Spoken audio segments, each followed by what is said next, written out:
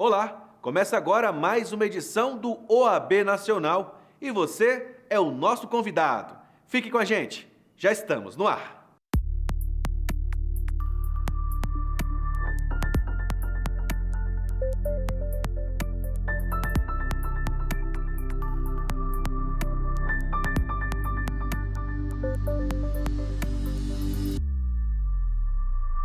A OAB Nacional realizou a 5ª Conferência de Direito Ambiental. O evento discutiu os desafios e responsabilidades da advocacia ambiental na preservação, sustentabilidade e também a soberania dos biomas brasileiros. A transmissão foi realizada no canal da Ordem dos Advogados do Brasil, no YouTube. Diante de todo esse cenário, a nossa atuação ela é em prol da sustentabilidade e da nossa soberania. Os biomas brasileiros, todos eles, têm uma importância para o mundo. Mas o mundo não pode se esquecer que tais biomas são nossos. Nossas águas são nossas. Nossas terras são nossas. Nossas florestas são nossas. E nós somos. Podemos não estar nesse momento fazendo, mas somos competentes o suficiente para usá-los de maneira sustentável e em favor do mundo. Não há como pensarmos o nosso meio ambiente apartado da nossa soberania.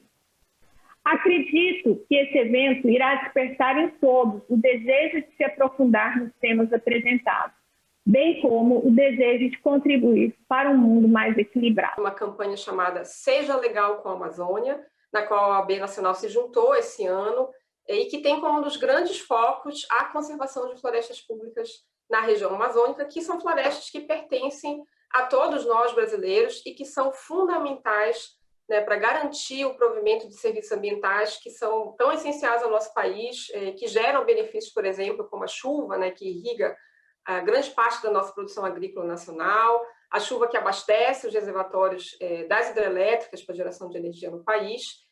Mas, infelizmente, o que a gente tem observado é que o nível de desmatamento da Amazônia, que já chega a quase 20% do bioma, né, já está afetando, inclusive reduzindo essa quantidade de chuvas, e se o desmatamento continuar avançando, o que os estudos já mostram, estudos científicos mostram que a gente pode ter consequências cada vez mais graves, não só ambientais, mas também econômicas, né, incluindo redução da nossa produção agrícola em algumas regiões.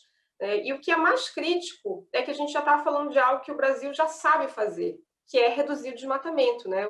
Ainda durante o evento foi criada a Procuradoria Ambiental do Conselho Federal da OAB, órgão que ficará responsável pela efetivação de medidas relacionadas ao direito ambiental. Esse é um momento realmente histórico para a nossa instituição, mais um desses grandes momentos históricos que temos vivido, sobretudo nesse período amargo que atravessa a humanidade.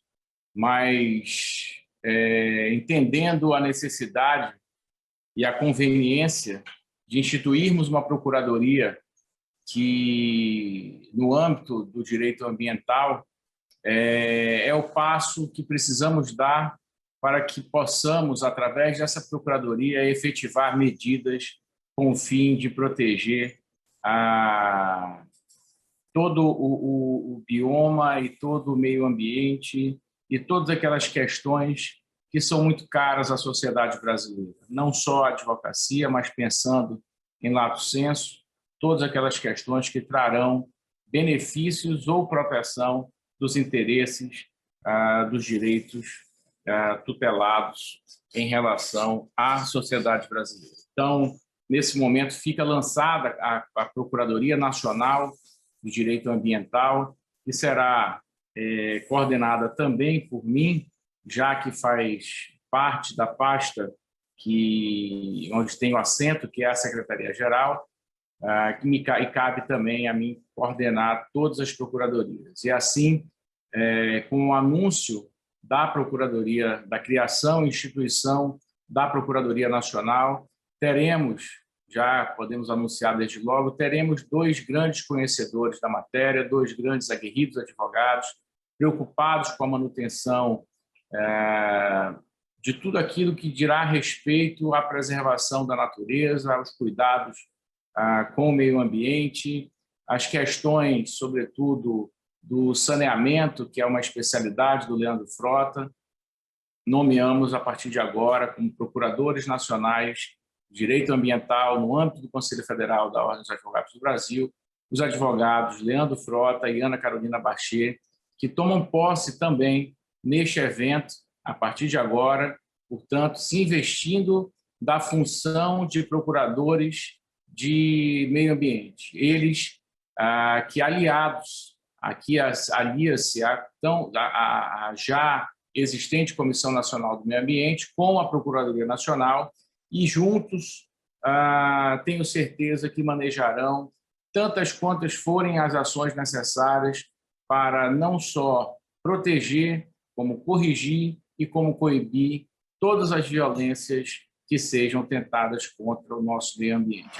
A Escola Superior da Advocacia Nacional tem realizado transmissões ao vivo no YouTube da ESA Nacional, com temas de interesse prático para toda a advocacia. O assunto desta vez tratou de prisão cautelar. Confira. Nós temos aí hoje um país extremamente violento, as perspectivas, inclusive, em razão da crise, de aumento desses indicadores, as penitenciárias rigorosamente lotadas e um clamor da sociedade por mais punição, por mais encarceramento. Como é que a gente pode atender a esses anseios, né? Harmonizar, conciliar todas essas expectativas? Bem, essa sua provocação inicial me leva a uma frase muito corrente, né? Quando se diz que o Brasil não é para amadores, né? De fato, nós temos uma realidade muito complicada, nós temos uma cultura, uma tradição muito de muita violência na nossa história, né? de muito desrespeito aos mais básicos direitos do homem, e isso forjou não só um passado, mas um presente muito preocupante. Nós temos, claro, um sistema de justiça criminal que é um dos maiores do mundo, tribunais superiores, como é o caso do Superior Tribunal de Justiça, recebendo centenas de milhares de processos por ano. Temos as penitenciárias superlotadas e com milhares, centenas de milhares de mandados de prisão para cumprir.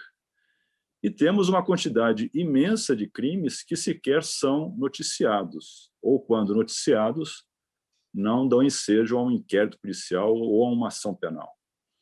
Então, é um quadro, de fato, preocupante. Nós temos hoje, os números oscilam, né, mas em torno de 900 mil presos no Brasil, e isso dificulta qualquer intento ressocializador, que é o que se espera, talvez, de um sistema ideal, né, de punição de autores de crimes. E, por outro lado, temos uma sociedade que talvez por esse passado e por suas características, a característica do brasileiro, exige respostas punitivas, muitas vezes incompatíveis com uma ideia que nós devemos ter de um devido processo legal, né? Ideias de um processo que foi uma conquista civilizatória, uma conquista moderna, e que, portanto, traz em si alguns limites, algumas regras que não podem ser transgredidas.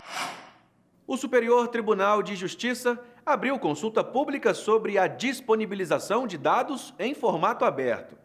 A participação é livre e qualquer interessado pode se manifestar e contribuir com a pesquisa, especialmente advogados e advogadas de todo o país. Quem participar da consulta pública pode ou não se identificar. De acordo com o STJ, trata de uma pesquisa de interesse de toda a advocacia brasileira, cujos questionamentos são voltados para a melhoria dos serviços prestados pelo tribunal. O questionário da consulta pública pergunta, entre outras informações, quais as bases de dados devem ser priorizadas, como dados de consulta processual, da jurisprudência e pautas de julgamentos, por exemplo. Além disso, questiona em quais formatos os arquivos digitais devem ser disponibilizados e com que frequência devem ser atualizados. Também há um espaço para sugestões e críticas dos usuários. O formulário ficará aberto até o dia 20 de junho pelo site www.stj.jus.br. Acesse e participe. Agora nós vamos para um breve intervalo e voltamos em instantes. Não saia daí.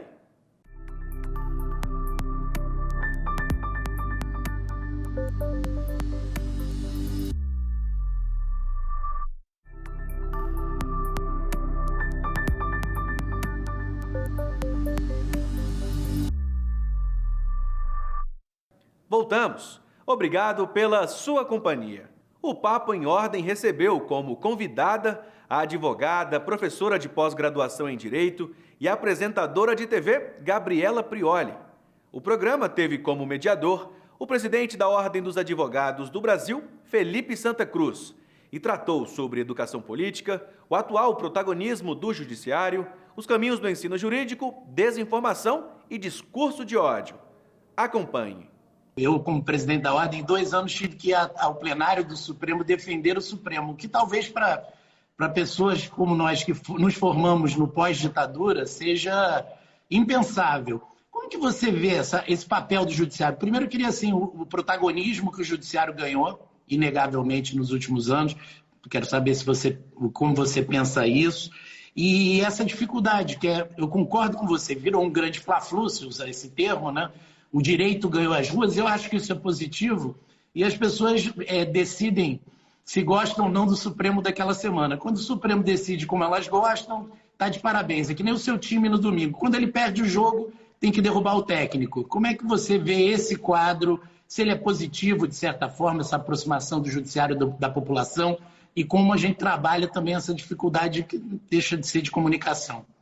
Olha, muitas perguntas difíceis para eu te dar as respostas, mas eu posso compartilhar com vocês algumas reflexões. Então, eu não acho o ideal que o judiciário tenha tanto protagonismo. Eu acho que não deveria ser assim. A coisa deveria ser um pouco mais equilibrada. Mas num cenário muito delicado, em que a situação não é o usual, às vezes o judiciário tem que se colocar mesmo para proteger direitos de minorias, por exemplo. A gente pode discutir a equiparação da homotransfobia ao crime de racismo. O instrumento que chega no Supremo Tribunal Federal é um instrumento que está questionando a inércia do legislativo.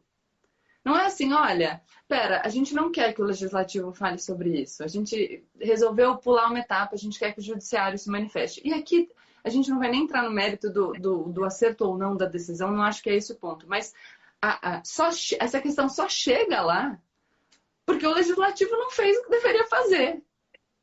Entende? Então, a gente não precisaria do judiciário. Se a gente tivesse uma atuação do legislativo, a gente poderia dispensar esse protagonismo do Poder Judiciário. E este cenário, para mim, seria o ideal, no qual o legislativo faz o seu trabalho e o judiciário não precisa substituir o legislativo. Não cria o legislativo, pela sua inércia, pela sua omissão, não cria essa necessidade. Depois, nos últimos anos, a gente viveu uma espetacularização do processo que eu não consigo ver como positiva. A gente sempre fala, né, aquela história do juiz boca da lei, que a gente às vezes aprende na faculdade, então não dá para a gente deixar de lado a humanidade das pessoas que estão sentadas nessas cadeiras, né? A gente precisa considerar que são seres humanos. Então eu digo menos emoção e mais razão, já com a consciência de que não é possível só existir racionalidade. Eu não posso deixar de te perguntar, porque daí vão dizer que a gente está vivendo num planeta alheio, fora do nosso... Sobre a Covid, né? A OAB conseguiu uma decisão importantíssima, que foi a da competência de estados e municípios. Mesmo assim, foi muito tumultuado todo esse nosso processo. Nós tivemos que enfrentar uma batalha cultural para poder depois enfrentar a própria batalha contra o vírus. E mesmo assim tem que lidar com uma desinformação sobre a decisão que falou sobre a competência de estados e municípios, né? Que sempre é deturpada. Inacreditável. Queria que você falasse um pouco sobre isso, você que está no dia a dia fazendo essa... Como você enxerga esse momento? A própria CPI, se você puder também falar um pouco. Olha, sobre a Covid, eu acho que, de novo, tem a questão da comunicação. Eu fiz até um Reels sobre a desinformação a partir dessa decisão do Supremo, dizendo competência concorrente, concomitante. 30 segundinhos para a gente tentar explicar. Acho que a gente precisa ter disposição. a gente tem uma tendência a não achar que não vai adiantar nada. Só que se a gente achar que não vai adiantar nada, a gente não sai desse nosso lugar. Eu costumo dizer que se quem já achava que a gente viveria um absurdo em 2018 continuar achando em 2022, a gente está lascado, que a gente perdeu. Então, a gente precisa dessa atividade de convencimento, que é uma atividade que vai ter que trabalhar junto com quem não pensa exatamente como a gente. Eu tenho os meus colegas advogados, por exemplo, que falam: Gabriela, você consegue conversar muito bem com quem tem opiniões muito diferentes de você a respeito das operações mais famosas dos últimos anos. Eu falo, porque eu tenho que conseguir estabelecer esse diálogo para conseguir construir alguma coisa em alternativa ao absurdo que a gente está vivendo, porque é uma coisa que ninguém imaginou que fosse acontecer. Mesmo quem imaginava um cenário futuro sombrio, hein? A gente viveu uma coisa que se distanciou de qualquer projeção, por mais pessimista que ela tivesse sido lá atrás. Sobre a CPI, eu fiz um vídeo recentemente, Felipe, que inclusive eu trago uma manifestação da OAB sobre os possíveis crimes cometidos na condução da pandemia. E aí eu tenho objetividade. Eu sinto que falta isso. Eu sinto que muitas vezes a CPI se desenvolve numa lógica de fazer sucesso momentaneamente nas redes sociais. Eu posso falar isso porque já está nos meus vídeos do YouTube. Um raciocínio que aproveita a CPI no curto prazo. E isso me traz uma indicação pessimista, porque se eu acho que eu preciso aproveitar o curto prazo, porque eu não acredito no efeito de longo prazo. E a responsabilização é um efeito de longo prazo, porque a CPI é uma atividade de investigação, como todo mundo sabe. A partir daquilo que ela conseguir investigar, é que o Ministério Público vai poder tomar ou não as ações que puder a partir dos elementos que forem trazidos pela investigação. Então a gente precisa de alguma objetividade. Se a gente estiver pensando em responsabilização penal, por exemplo, a gente tem tipos restritos. A gente precisa de uma equivalência absoluta entre aquilo que é a disposição abstrata da norma e o que aconteceu na realidade. A gente vai conseguir esse encaixe? As perguntas estão sendo feitas nesse sentido? Será que a gente tem uma orientação técnica de perguntas feitas como se a gente tivesse uma audiência, por exemplo? Nem tudo que não é legal, nem tudo que a gente rejeita, nem tudo que é moralmente péssimo, nem tudo que é absurdo é criminoso. Essa é a delicadeza que a gente precisa ter. A transmissão deste bate-papo você confere no YouTube da OAB Nacional e também na programação da TV Justiça. Não perca! A OAB Nacional, por meio da Procuradoria Nacional das Prerrogativas, entrou com reclamação disciplinar contra o juiz federal Marcelo Bretas. O pedido foi encaminhado à Corregedora Nacional de Justiça, ministra Maria Tereza Rocha de Assis Moura, que pede o afastamento cautelar do magistrado.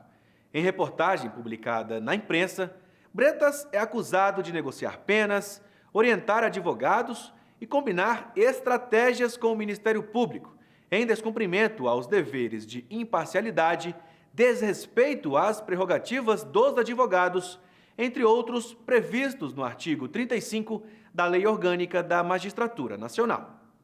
O documento da ordem encaminhado à Corregedoria destaca, abre aspas, que tais comportamentos vão de encontro com o tratamento urbano que deve ter com as partes, membros do Ministério Público, advogados, testemunhas e outros, deixando de se nortear pelos princípios da cortesia, da prudência, da integridade profissional e pessoal, da dignidade da honra e do decoro, exigidos para o exercício da magistratura. Em outro trecho, a reclamação disciplinar enfatiza que em setembro de 2020, os conselhos seccionais da OAB do Distrito Federal, de São Paulo, Alagoas, Ceará e Rio de Janeiro apresentaram a reclamação número 43479 ao Supremo Tribunal Federal em face das decisões ilegais, inconstitucionais e abusivas que o reclamado proferiu, tendo como base a colaboração premiada firmada entre o MPF do Rio de Janeiro e um investigado. O magistrado decretou na ocasião, sem competência para tanto e com violação da garantia do devido processo legal, a realização de buscas e apreensões nos endereços profissionais, escritórios de advocacia e residenciais de advogados sem a observância de seus direitos, garantias e prerrogativas, o que justificou a propositura da reclamação. Fecha aspas. Conforme noticiado nacionalmente pela revista Veja, houve a delação homologada do advogado Niltamar Dias Ferreira Filho, que revela um desequilíbrio na atuação do magistrado Marcelo Bretas, desequilíbrio extremamente grave, segundo narrado nessa delação, portanto, um ato solene, um ato oficial, inclusive homologado. Isso nos causa espécies, nos causa uma enorme preocupação, como disse, uma conduta grave, aparentemente praticada pelo magistrado. Nós sabemos que o processo penal brasileiro é um processo democrático, um processo republicano que precisa guardar respeito aos preceitos e garantias previstos na Constituição, dentre eles, talvez o maior deles, que é justamente a paridade de armas, o contraditório, o devido processo legal, a presunção de inocência. Então, segundo a delação desse advogado, o magistrado, em vários momentos, negociou pena, tratou de estratégias com o Ministério Público, com a própria defesa, enfim, atuou muito longe daquilo que a Loman preconiza em seu artigo 35, que fala sobre os deveres de urbanidade, de imparcialidade do magistrado quando do desempenho do seu mistério. Portanto, nós, enquanto dirigentes de ordem, não podemos ficar assistindo a um processo de tamanha complexidade e importância para a sociedade brasileira ser conduzido dessa forma. Nós não podemos admitir que, em muitos casos, a advocacia seja caroneira, seja passageira de um processo descarrilhado, desgovernado, como disse, gravemente desequilibrado. Portanto, a advocacia não pode ser mera chanceladora de decisões tomadas com antecedência. Este programa especial da Ordem dos Advogados do Brasil fica por aqui. Se quiser conferir tudo que a OAB vem fazendo, não deixe de seguir a gente nas redes sociais. Nos vemos na próxima semana. Até lá!